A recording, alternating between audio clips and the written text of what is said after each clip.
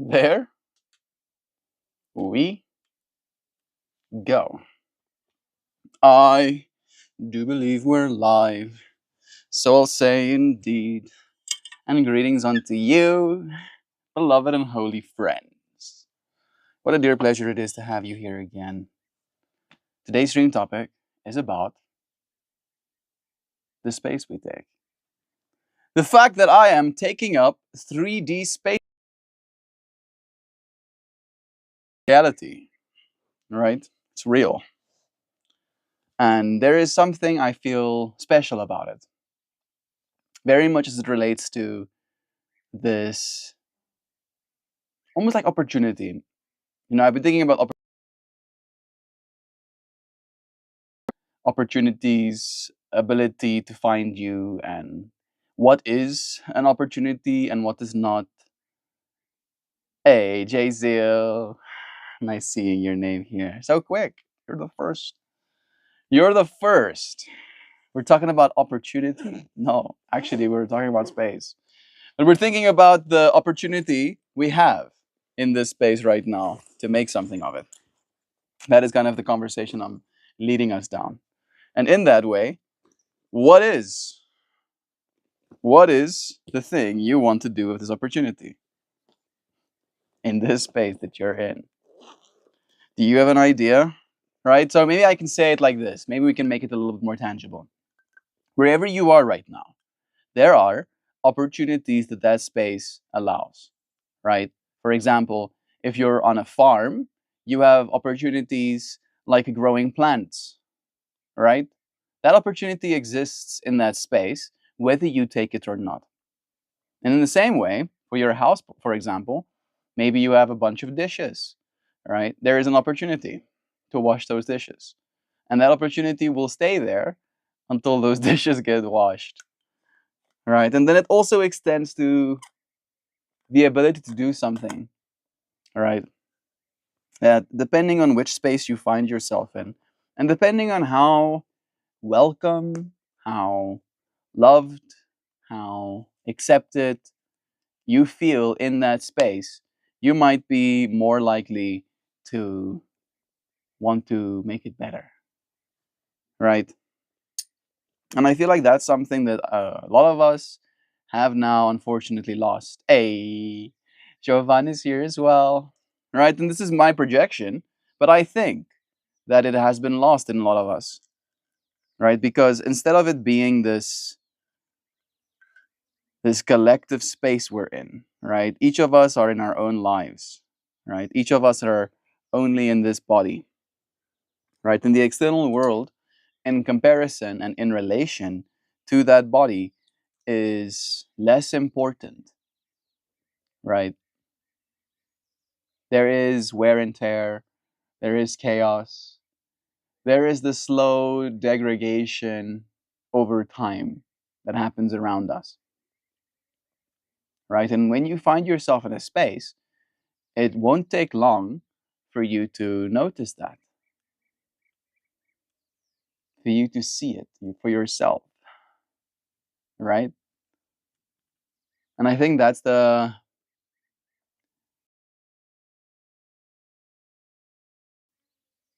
is what is that where is that opportunity? Why is it always an opportunity? Kriya's here too. Yo, I took your advice. I'm melting. Kriyas, I'm happy to hear this.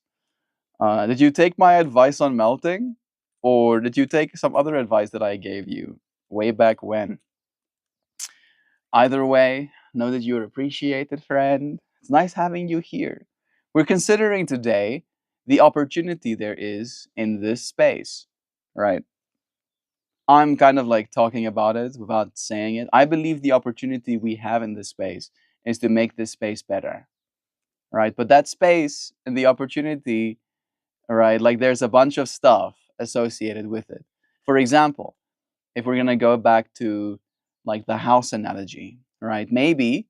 You rent, maybe you rent a place, right?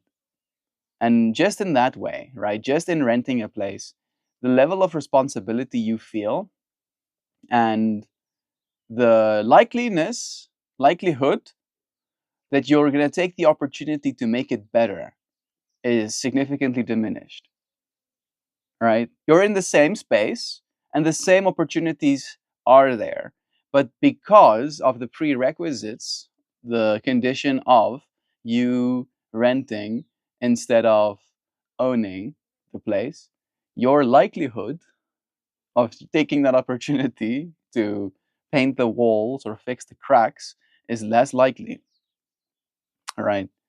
So that's the thing that I'm kind of like feeling into today. It's like this ability for a human being to make a difference and to uplift its space, right? And how with this current world we're in, it's making the individual human being less, I want to say responsible, but maybe that's projection as well. Maybe responsibility is not even the problem. Less likely, right? I think we're still just as responsible. We're just more responsible for our own time and for our own states of selves instead of being responsible for the world around. And that at the same time as there's more of us than there's ever been, which is also the economy. Possibly, but I'm just playing on words at the moment. It's not enough responsibility. I want to be responsible for making rent free forever. Yeah, how about that for a goal, Krios? Just making sure people have places to live. It's such a big part of our economy right now, is the thing. Right? And again, when robotics and AI properly come online, maybe that's going to be where we have enough resources to justify those kinds of things. So like love. It's less work to build a house than to pay for it.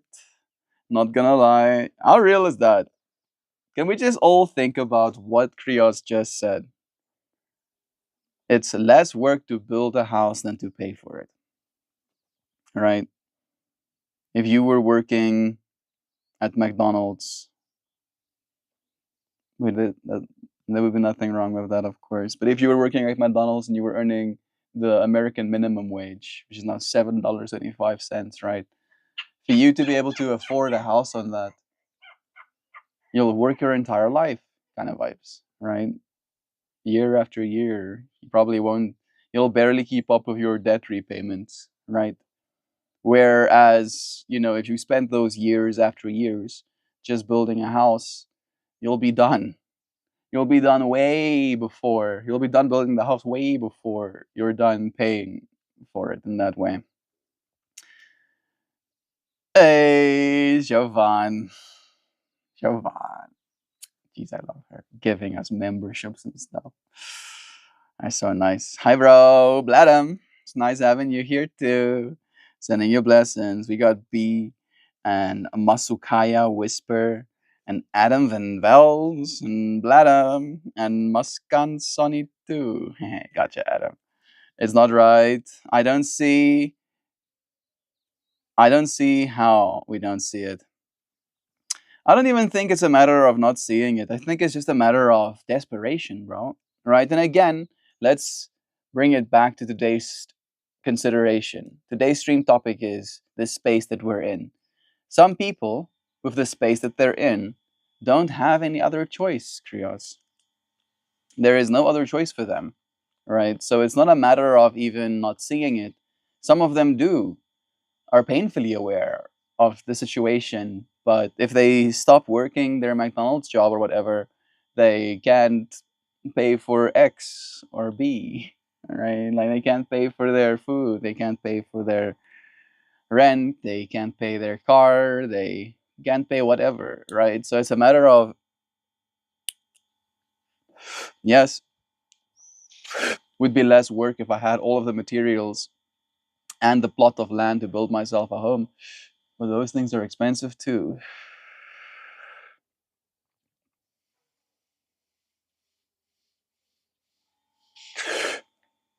We are bigger than them together. We all say no. You know what the problem is, Krios? And I've gone through these thoughts as well. Is that the problem isn't even us right? Saying no to them. The problem is the fact that it is gonna be us we have to talk to first, if you know what I'm saying. As in, it sounds very noble to stand up as a collective against the man, right? Against our politicians, against our police, against our institutions, right? But our governments and our police and our institutions make up a fraction, a fraction of our total humanity. And even though they own a lot,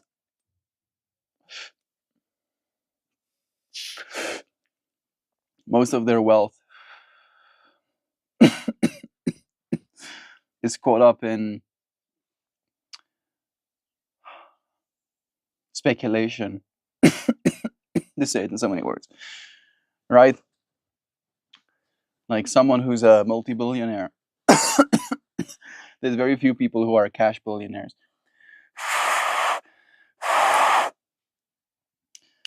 But even in those billions of dollars, right, $1 billion is a fraction of a fraction of the total money supply. The total money supply is 800 trillion US dollars. 800 trillion, right? So, in that way, again, it's not even about standing up to people that are in power. I think it does have to, it has something to do with that too, right? I'm not trying to recommend against. I am as against the system as it is right now as the next. But I've also realized that we are the system, you know, kind of as a pain point. It's like, yeah, I'm against the system. And then you realize what you're actually saying is, I'm against everybody else, right? Because in that way, in some extreme, you are. You know, like we have a bunch of examples as well in our history. The Unabomber, for example, that dude was convinced that we would get to a point where we are right now, and he wanted to do everything in his power to ensure it be stopped. If the Unabomber succeeded, right, just think about it from this perspective. If the Unabomber succeeded at his ideal goal, basically stunting and stopping this revolution we're in right now, we would not be here. I would not be able to do a live stream, right? He would have seen to it if he had ultimate power, if he could rally a bunch of people to believe in his cause, right, to try and overthrow the evil technocrats, right? So it's this weird balance that we're in, where he, in his world and in his mind and in his space, since that is what we're talking about today, really did believe that he was doing the best thing that he could for the future, for humanity, right? But in that way, if he succeeded, he would have ruined this life that I'm living, right? If we have to like look at it from the perspective of I want to be living this life, right? And not living this life would have it ruined for me. He would have ruined it, right? Did he think about some person in the future that would maybe benefit from this technology? Surely not, right? There was only potential in that mind at that time, in the space that he was in, to see the potential negatives. And I'm more than willing to admit that there are still potential negatives. Doesn't take away from that truth either.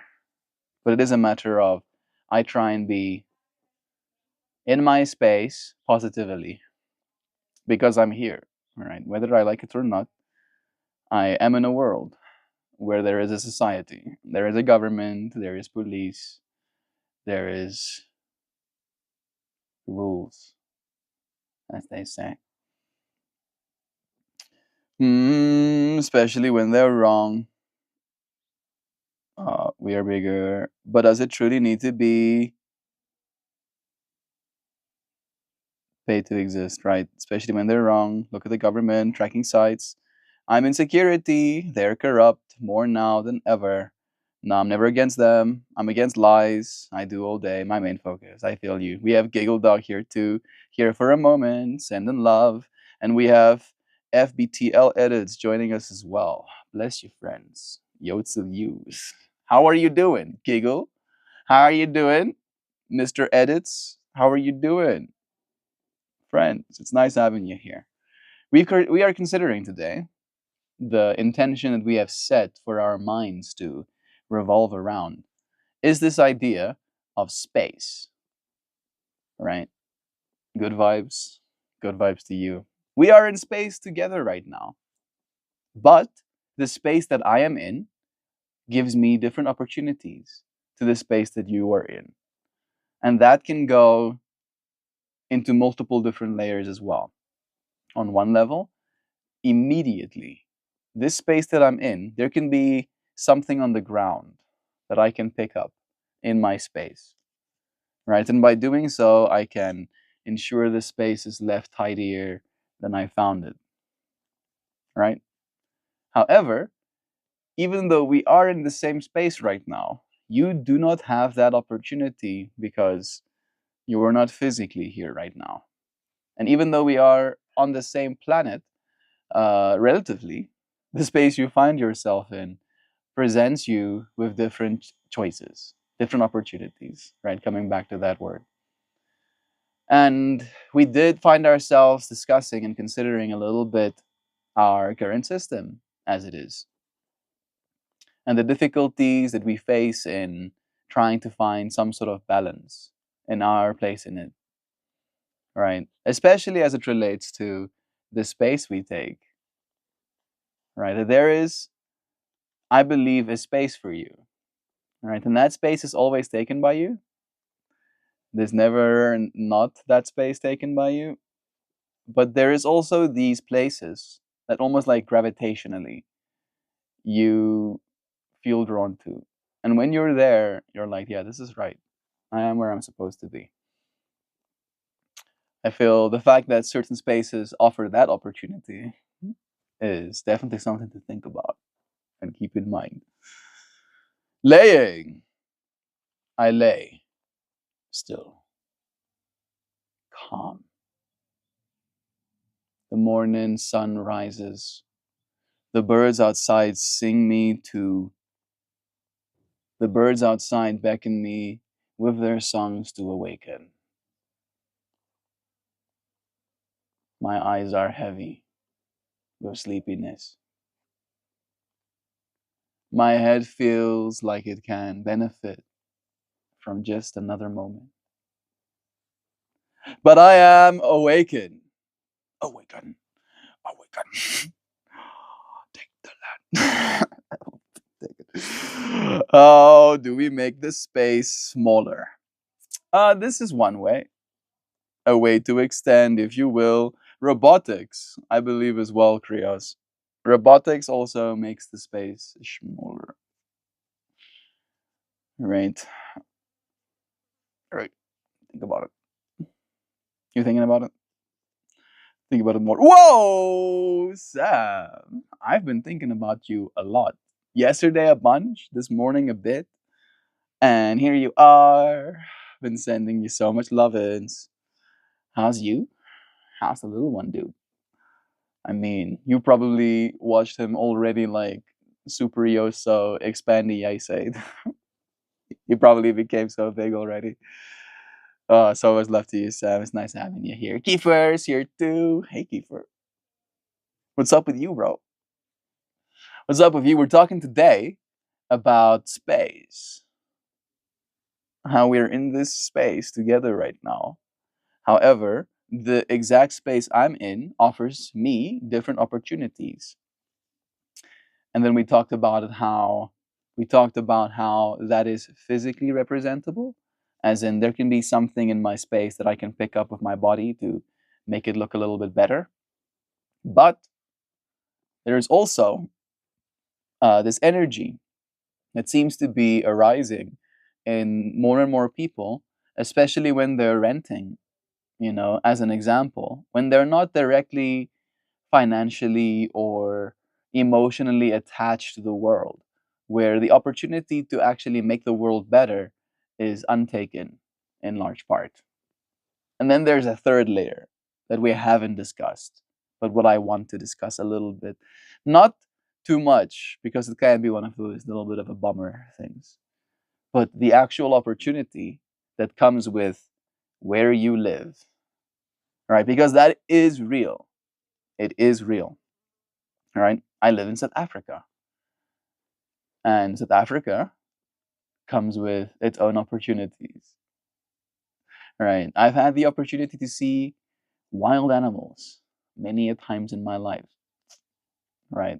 I've seen wild animals so many times that it became semi uninteresting to me. And it took me like a decade of not seeing any to actually want to again. Me and Jovan went to a lion and rhino park. It was cool.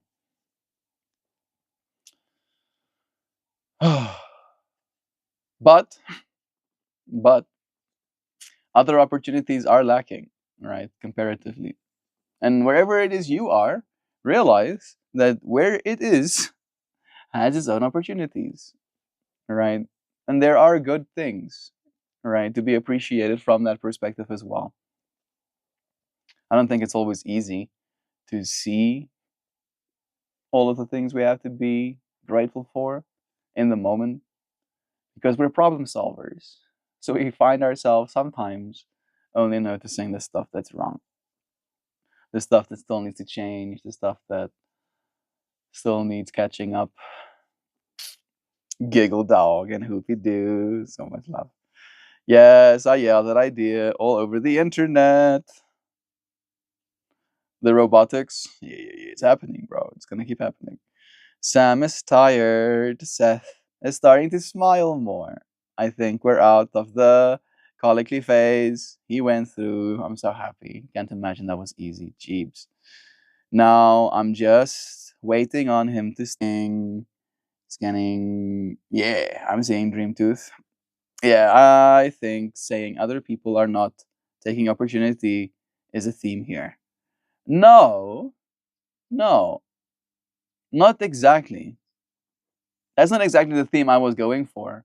For me, it was more a matter of we have so many opportunities, right? Why is it? It's more like the questioning. It's like the trying to discover in ourselves. And one of the reasons why I determined is a lack of ownership, right? So it's not a judgment, uh, uh, saying other people are not taking opportunities. It's a why is it that people are like that right now, right? What has happened to us? And we can talk about it from the perspective of certain games as well, right? Like there are probably 500 million, maybe not 500 million, but yeah, let's say there's probably 500 million people playing games right now. I wonder what the actual number is. Hey Google, do we know what the average daily gameplay?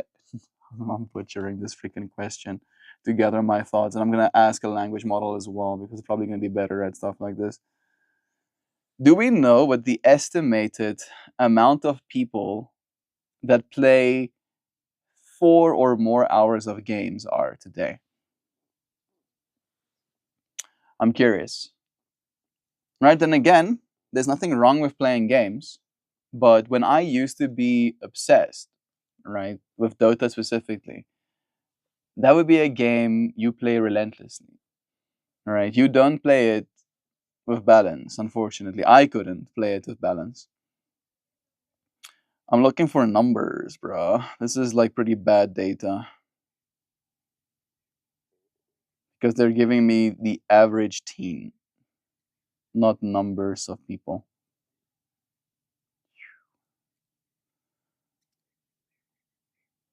Oh my goodness. In 2025, there are approximately 3.3 billion active video game players worldwide. I was way underestimating. I was like going for 500 million. 3.3 billion. 3.3 billion people.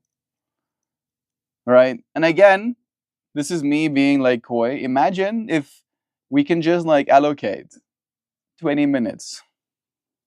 What is 3.3 billion times 20 minutes in years? Because it's probably going to be an in years number, right? If we can manage to, instead of spending 4 hours today, only spend 3 hours and 40 minutes today playing games, right? We would save our species 125 years. To put this into perspective, 125 years ago, Homo sapiens were in their early stages, and the last ice age was still in full swing. It's fascinating to think the time it takes for all gamers worldwide to play 20 minutes. We've collectively spanned a period longer than human civilization itself, right? That's kind of like the thing, right? And again, we now have in our spaces the opportunity to play games, right? We never had that opportunity before in the same way as well. And again, I'm not saying we need to be without that opportunity. The fact that we have the opportunity is a great win for our species. The thing that I'm curious about is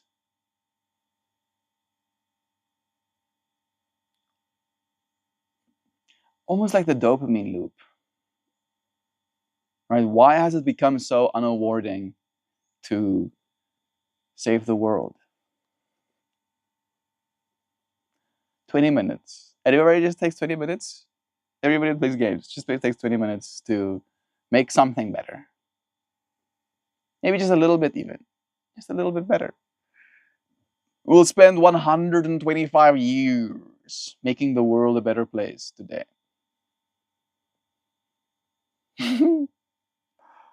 Oh, my mind is like, yes.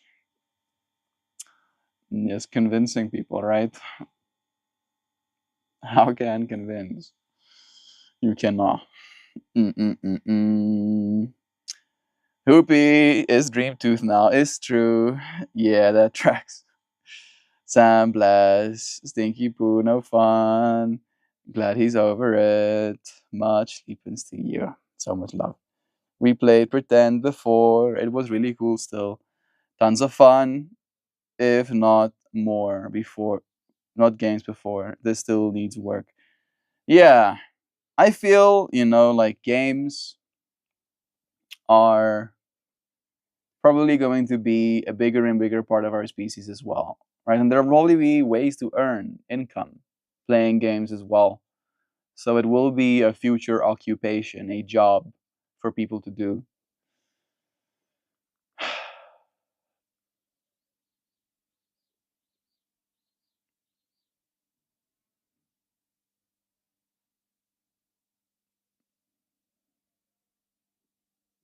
Space.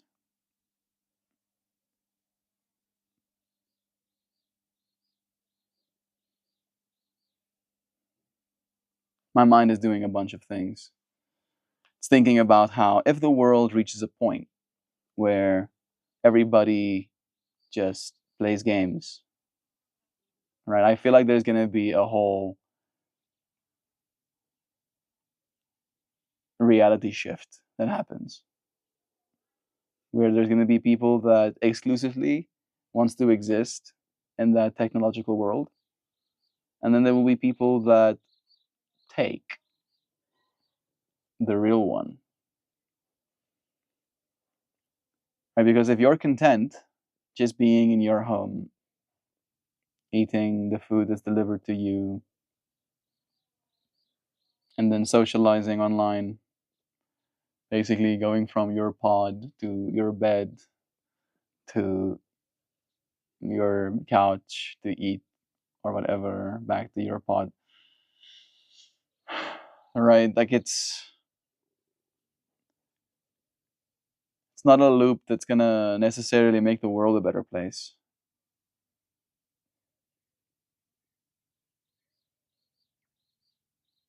I'm trying to find some sort of balance in my mind.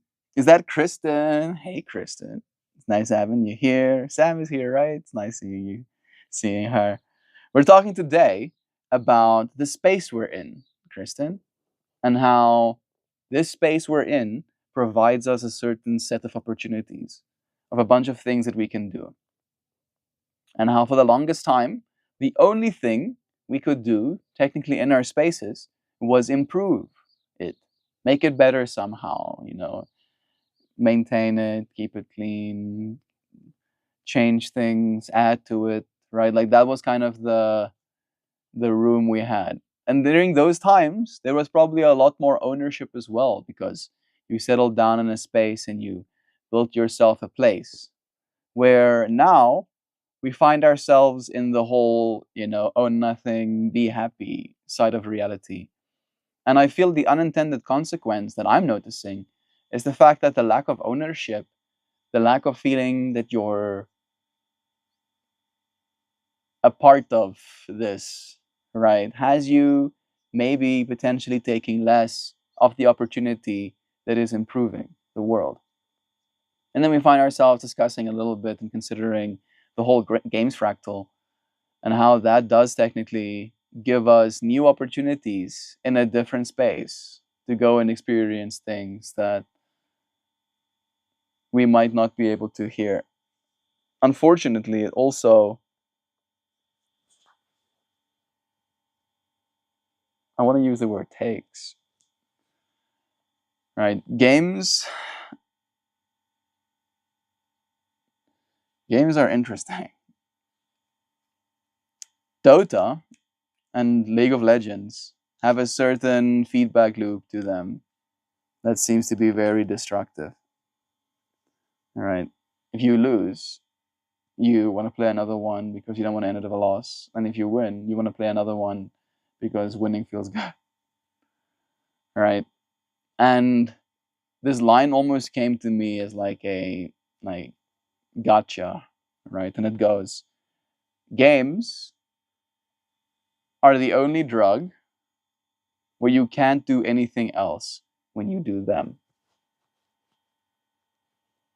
Right? If I smoke weed, at least I can still have a conversation with my mom or whatever.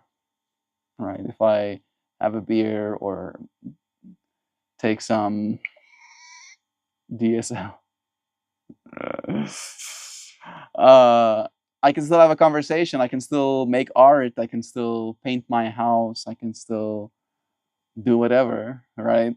But games, when you're doing them, you're not capable of doing anything else.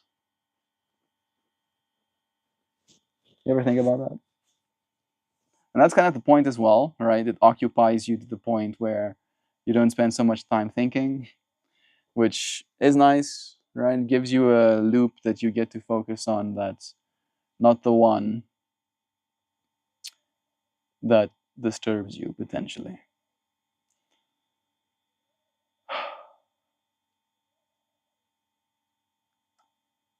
Thinking about them subconsciouses. Nah, like control of the real world, simulation, like making magic real on a full simulated universe.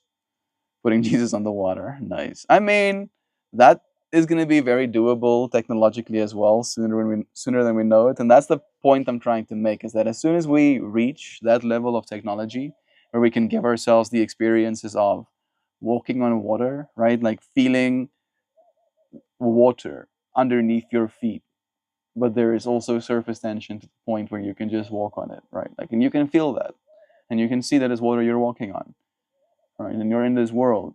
As soon as we're technologically at that level, it's going to be very hard to convince people to be on this level, line reality level.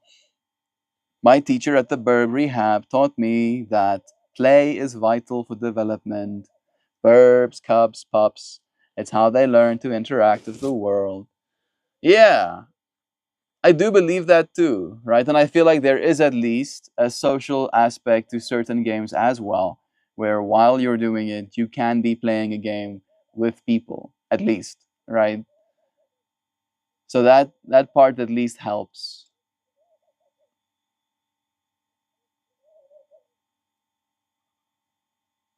I think in that way, by developing games that really challenge us, right? Learn us, teach us how to solve problems. We actually get to learn from. I feel like maybe those will be the games we have our kids play. Of like, yeah, if you play this game, by the end of it, you would have learned a bunch of skills, bunch of things, some history, some perspective, some consideration on human psychology, some direct, interaction with a digital plane to see consequences, right? All of that stuff I can 100% get behind. Think again, it's about that opportunity thing, right? Almost in the same way as we have these opportunities in our physical space, we will also have a plethora of opportunities in our digital ones. And the opportunity of self improvement, right? The opportunity of building yourself seems to be harder to take than the opportunity of not doing that. Maybe this is my own bias. Maybe this is my own projection, even. But it is absolutely harder for me to sit down and study than it is for me to sit down and watch a good TV show, right? So, in that way, it's like this: we're all in the same space, right? Metaphysically, and then technologically, all of us have access to the same internet, depending on where you are and if you're crafty. But we're not making the same decisions, we're not taking the same opportunities. And it's always fascinating to me. Yesterday we talked about reasons. So this is in a way a reasons conversation too. Many ways to do it too. It's true. Thinking about how games take up that space for learning in humans. Absolutely. The kind of thing that humans will be good at and the places they may falter. Like knowing how to keep cabinets in order and send help. Oh, she's talking about herself. uh, like how to keep cabinets in order. I'm just imagining a fractal of like young Joe playing a game that gives you a bunch of different sized objects and gives you cabinets, and then the objective is to like score highest points, right? And there is some sort of ideal of like the most energy or space efficient way to stack all of them, and then you get like higher and higher points. Maybe that game would be very boring really quickly. But it is, as you said, right, a way to identify weak points, points in which we might falter, and then we get to practice. For me, I feel like the most valuable thing that digital planes give is this ability to make mistakes, right? Again, consequences. It gives us an environment to experience consequences without physical detriment, potentially, right? If my character walks off the building and falls to the ground, now suddenly they're game over, legs broken. And I have to start over. Maybe I shouldn't do that. Maybe I shouldn't do that in real life. We might learn. Don't really want to get game over or whatever. Right? Maybe a little bit of a crude example, but true nonetheless. I'm actually pretty good at Tetris. The plot thickens. Look at you. Tetris. I didn't get to play that much Tetris.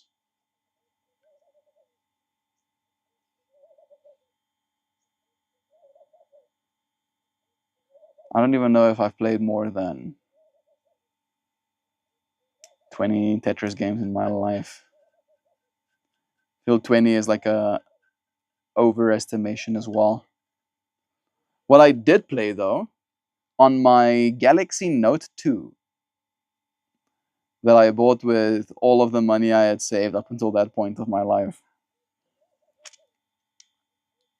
had the ability to emulate things. So I played all of the old school Pokemon games. Me and Joe actually had a conversation about Pokemon yesterday, and I didn't share this part, and I feel like I can share it now. Where I would during school play freaking old school Pokemon games. Was it Red and Blue? I can't even remember. I basically looked up which ones does the community, the people that are like OG Pokemon players, which ones do they think is the best? Which ones of the emulators am I supposed to play? And I played those, and it was fun. It really was fun. And I was 15, 15 at that point. I think so. Yeah. I got freaking mosquito bitten.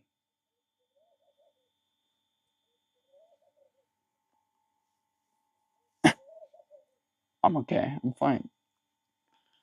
I'm gonna add some more heat to this Dynavap, app, and then I'm gonna show you a flower and read you a poem, and then we'll do a horizontal story up.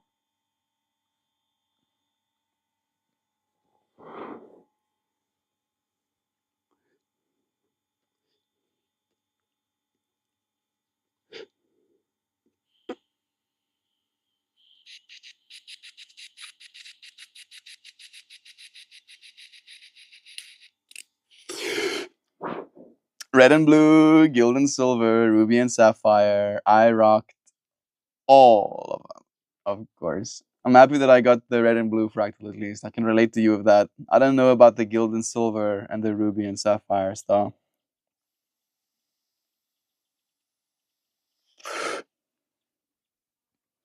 Red and blue was my jam. I feel like the gilt and silver, ruby and sapphire, were those newer generation games, or were they all on the same platform? I think it was a Game Boy emulator, right? No Game Boy.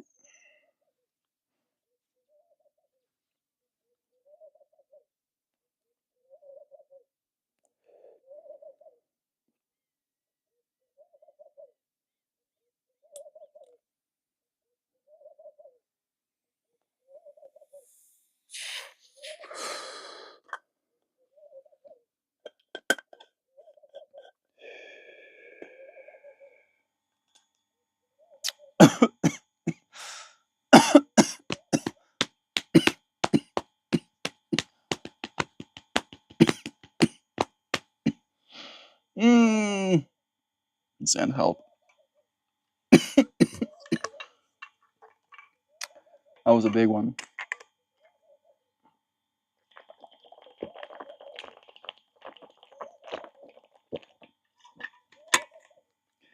Bejeweled was a Tetris-like game that was a lot of fun. Gems instead of blocks. Of course, we were into the gems even back then. I'm not surprised. Gold, gold, guild. Oh, gold and silver. Those were the first, second, and third generations. I get giddy over them. So Jovan told me yesterday that she basically took it upon herself to be that kid that like studied the Pokedex and like knew all of the interactions and what was supposed to be, like with the monster or Pokemon. I'm sorry. So I am also I'm like you. I'm also young and stuff. Totally not your Pokemon. And she like basically had that whole like Giga Brain, right? She was like the Pokemon Giga Brain kid, playing all of them games. I'm happy to share this giddy with you, ja. Hey Melty, hey Kunzellers, nice having ya. Well, I felt your body in my arms when that hit you. Yeah, I definitely did. Take me for a spin. I'm happy that I had that sip of water. It definitely did help. I remember Bejeweled. Nice. That was nice. Hey Joe, bet cap. Love is true. I am gonna show you yesterday's flower. It's very red. If you don't like red, it might not be for you. I'm 34% on that battery too. Nice.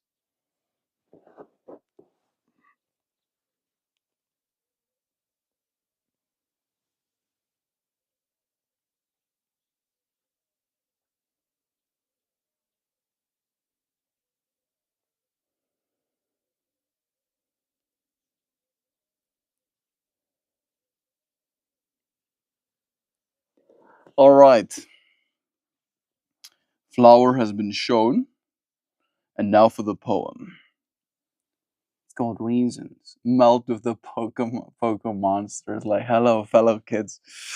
I felt it. I felt like legit, like I was, in fact, an AI droid sent back. Like I'm actually like tens of thousands of years old, and then I got sent back into this timeline, and then I tried to talk about the Pokemon's monsters, of course. And I'm like, yeah, they're monsters, and then I'm like, maybe they're Pokemons. You know, it's kind of right there in the name. Oh, it's so lovely. Bless. Dudes, you got to see my stream. Have I not?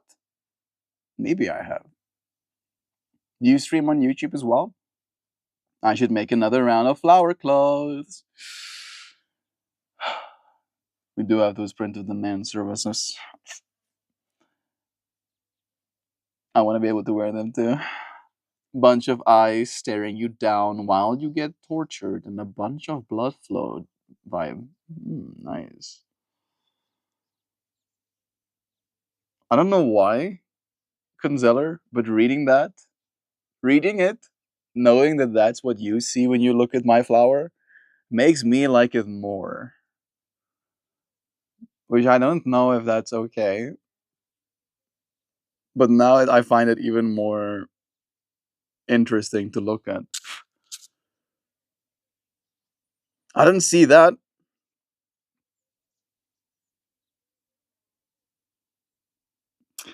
What I see is cities, always, basically, right? I do see entities as well, but those entities are almost like infrastructure. I want to see one as a button up. Man, that would be so awesome. I'm like still trying to figure out like proper pattern making. I think I need to like do a course or something on that as well, because I feel like that's the limitation as well. Like I think my flowers are nice, right, as like singular pieces, but putting them on something in a way where it scales correctly seems to be a little bit difficult. You can, of course, just like duplicate the square and use that as your texture as well. But I want more pizzazz. You know, I want a little bit more pizzazz.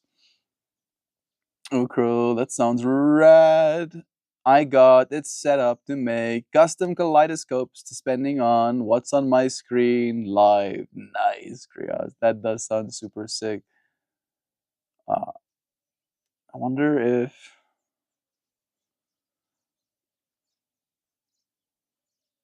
Can I?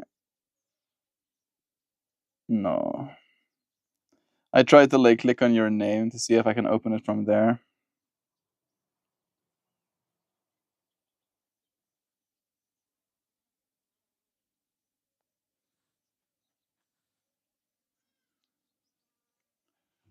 Mm-mm-mm-mm.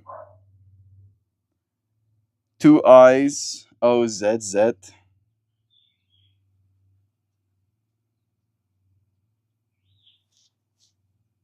Yeah, found them.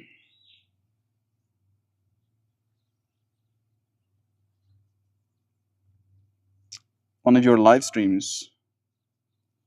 Restream. There's a testing one. Testing, testing, testing, testing. And then there's some zombies. Maybe this one. Found your stream, bro.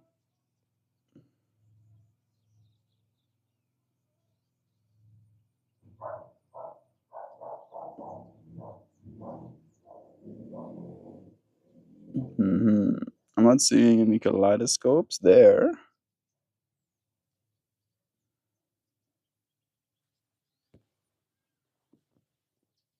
Huh. I got one. That mosquito died, but it still got me. Alas. Not those. These are the ones that are on Rhine. I like cheese chat DSKFAFSDFG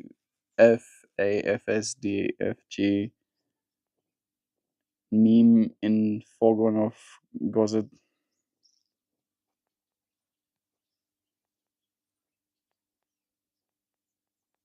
I'm not seeing any kaleidoscopes. But I will now read the poem. It's poem reading time. Mm, there's the mini hand pong. It's right here. I got it set up for TikTok. Ah, okay. Yeah, I don't use TikTok. Yeah, unfortunately, I probably should, but I can't get myself to. Right, like I've tried a bunch of times, but it's like I use it purely for actually uploading something to it, and then I forget about the app again for like months at a time. Poem, yes. All right, reasons, right? Reasons. It makes me jump in Apex from YouTube comments. Like the game? Yeah.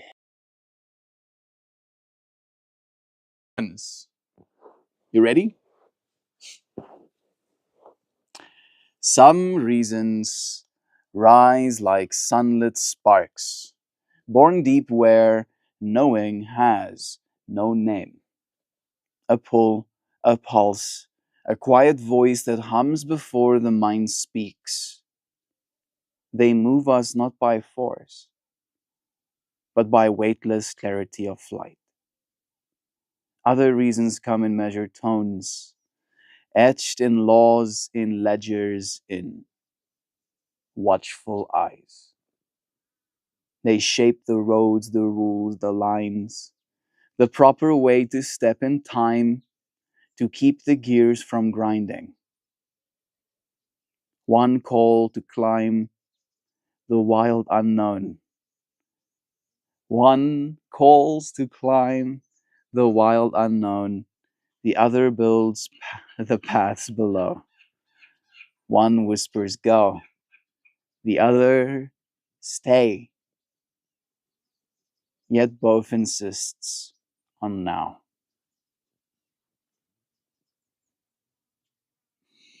Between them we wrestle. Between them we weave. One reasons clashing, our reasons clashing, dancing, twisting in motion. For every path we carve, another waits unseen. And every reason, old or new, becomes a step that leads to the next. I feel like my mind is almost like parsing information in a strange way. It's like I'm asking myself my reasons while reading this poem, even. If you comment and take the code from YouTube and make it control my game. If you comment and I take the code from YouTube and make it control my game. Like people can like run left by commenting instead of you running straight kind of vibes. Hey, it's me again. Remember, Masuku. Ah, you said your name is actually.